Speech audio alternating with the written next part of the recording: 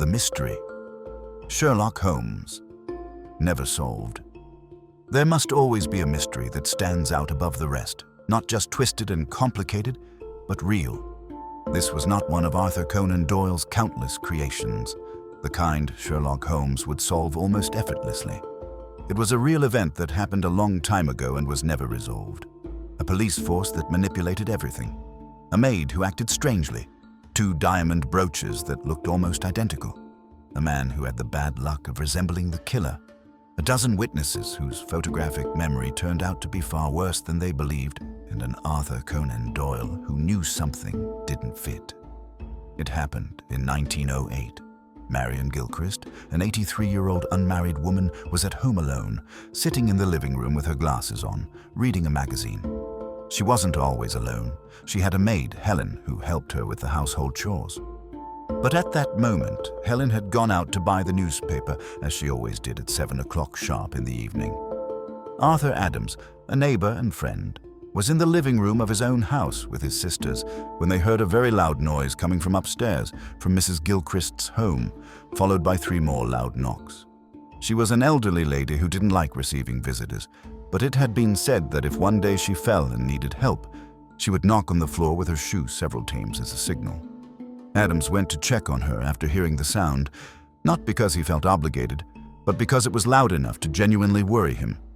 The door that led to the street was open. He didn't have to ring the bell. He went up the stairs and knocked on the door 3 times, but no one answered. He pressed his ear against it and could hear something that sounded like wood breaking, but nothing else. Hearing that, he thought it might be the maid making repairs and went back to his house. His sisters told him that while he was knocking, they had heard more noise, as if there was someone inside, but no one opened the door. They were concerned and told him to try again. He went back to the door, but this time he couldn't hear anything. It had gone completely silent.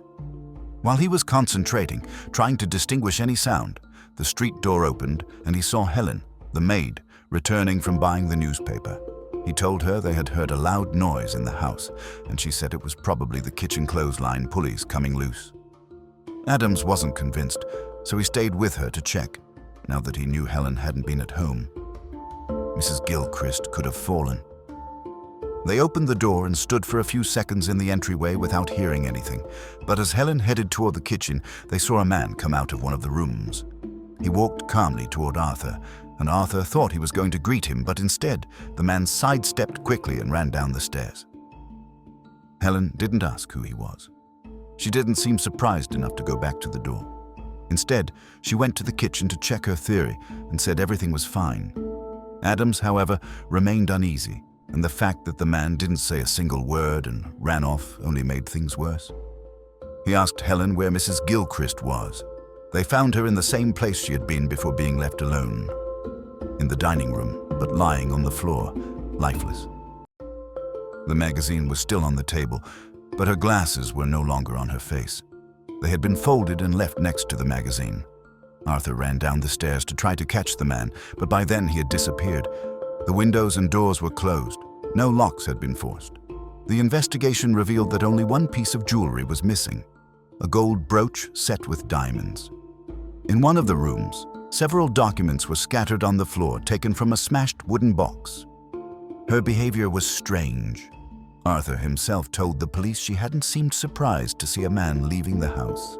She hadn't asked who he was, and they only began looking for Mrs. Gilchrist when he asked where she was.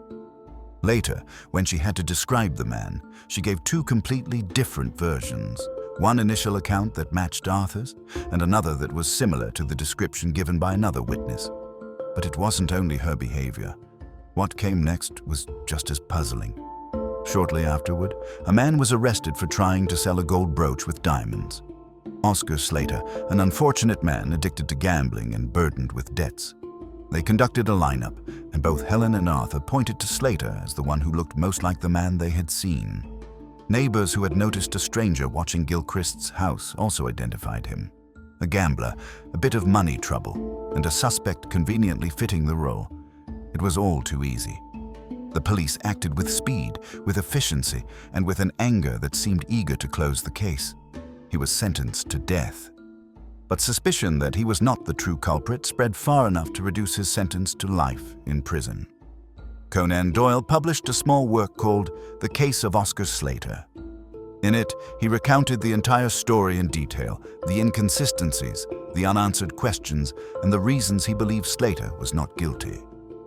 2 years later, a private investigation was carried out, and Detective Thompson Trench revealed information that nearly cost him his freedom. He claimed the trial had been a spectacle, that the police had hidden evidence and pressured both Helen and Adams to accuse Slater. When they discovered what Trench was doing, they tried to do to him what would later be done to Julian Assange. Fabricated charges suddenly appeared, aimed at sending him to prison. Fortunately, they didn't succeed. In his case, the police's actions were far too blatant. It was clear to him. Slater was not the man. Witnesses had spoken of a person who had been watching Gilchrist's house for weeks, but they could not agree on his appearance, neither on his face nor on his clothing.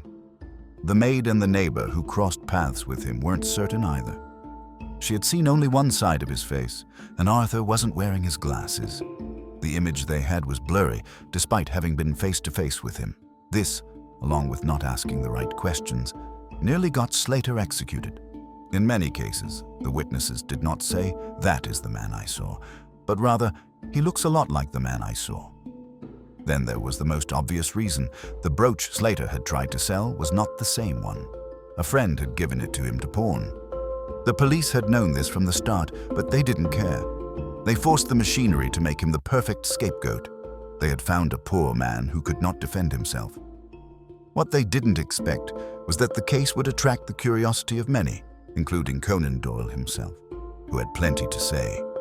As for who actually committed the crime, no one ever found out. Much of the blame lay with the police. It was said there was a more plausible suspect, the son of someone with influential friends. The choice was between angering a powerful person or going after a penniless gambler with debts. We know which one they chose. One of the most accepted theories is that someone very close to her killed her. The motive is the most intriguing part. Apparently, it wasn't for the jewelry. In the bedroom dresser, besides the brooch, there were diamond rings, a gold pendant, a watch, a gold bracelet, and all of it was ignored. Only the brooch was taken, so perhaps the main interest was the documents. There's no other explanation. I thought the same, but they weren't taken nor destroyed. Whoever it was, they killed her brutally, rummaged through some documents, took the brooch, and miraculously left. Remember, there was no sign of forced entry. An elderly, wealthy woman letting someone into her home, despite the mistrust common in older people, especially those with money, meant that she must have known them.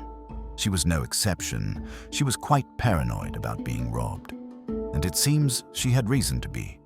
The list of suspects was short, friends and family. A very short list for someone who rarely received visitors. The house was not searched. The person went directly to the room with the wooden box. They seemed to know exactly where and what to look for. Somehow they knew she kept her jewelry in a box in the wardrobe, though very few people knew this. But their information was limited. They knew about a box, but not which box. Why friends and family? Because she didn't like to talk about her jewelry, much less where she kept it. It had to be someone close, someone who knew what to look for. The only thing they hadn't counted on was neighbors knocking insistently at the door. Without that, they probably would have had enough time.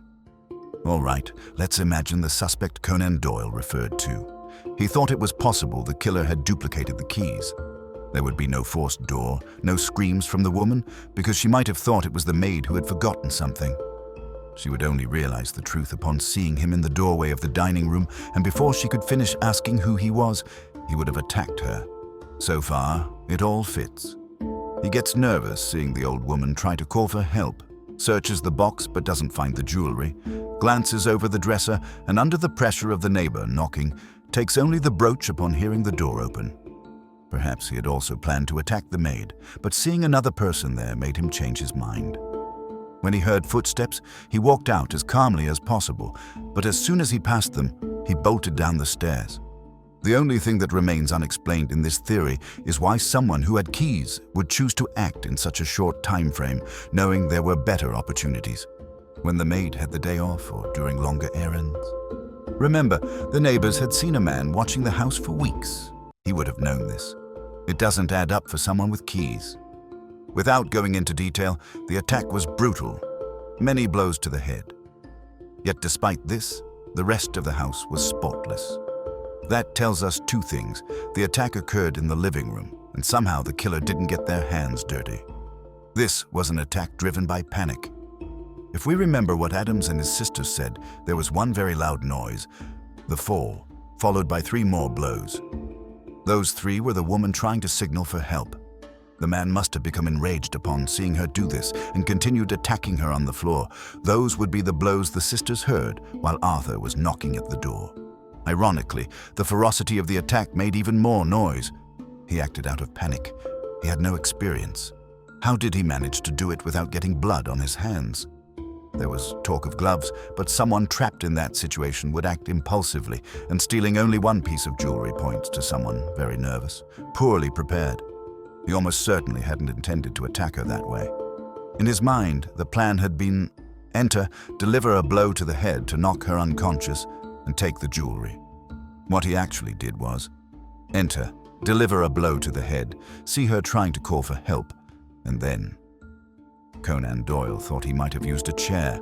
If you look closely, the chairs in her home were sturdy, and that would mean he wouldn't have to soil his hands. Did the maid know what was going to happen? I don't think so. She would have taken much longer to return with the newspaper, and it wouldn't make sense to have the house watched if she were complicit. The idea does come to mind when you think about how strangely she behaved upon entering the house. So wrapped up in her role of pretending not to know what was happening that she forgot to react naturally. She didn't seem surprised, didn't approach to ask who the man was, didn't try to stop him, just ignored him and continued toward the kitchen. If you ran into someone in the street, you'd at least acknowledge them, let alone when you're taking care of a person you know doesn't receive and doesn't want to receive visitors. The surprise should have been doubled. When the neighbor told her he had heard something above them, the first thing Helen said was that something must have fallen in the kitchen. Here, take a look at the layout of the house. The kitchen is here, the living room is here. It's notable that the first thing she thought of was that the noise had to be in the kitchen and that some pulleys falling in a distant place could make a sound loud enough to alarm the neighbors. And that's another thing. Even if it was an explanation given without much thought, why didn't she immediately go check? You're caring for an elderly person, you see a worried neighbor, and you see a stranger leaving the house. The natural reaction would be to make sure nothing had happened, not to brush it off. That girl surely kept some secret. Of that I'm certain, but perhaps out of fear, she stayed silent. Some accounts say she stole documents and that these were the will, but reading the book The Trial of Oscar Slater, there's no mention of missing documents. It only says they were scattered on the floor, nothing more. It wasn't an important detail because the killer's knowledge was just enough to know the jewelry was kept in a box in the bedroom, but not precise enough to know exactly which box. How did Slater supposedly know about the jewelry when so few people did? Did he overhear it? And how did he enter the house? It doesn't matter. His clothing wasn't stained during the attack, which is relevant. And of course, the brooch he tried to sell was not the same one. These are not minor details. There are inconsistencies in the witness's statements, and the maid changed her description of the suspect. And yet, they still managed to send a man to prison for 18 years.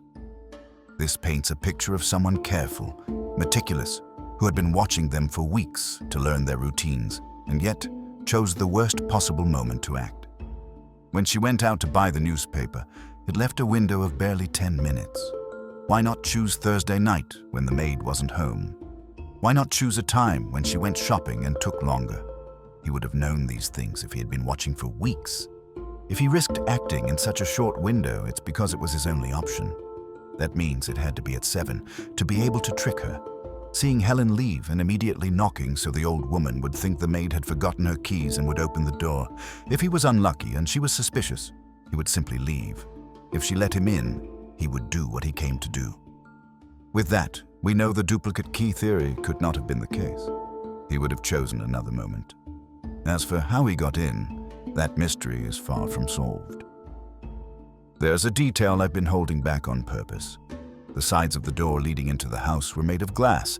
You could see who was at the door without opening it.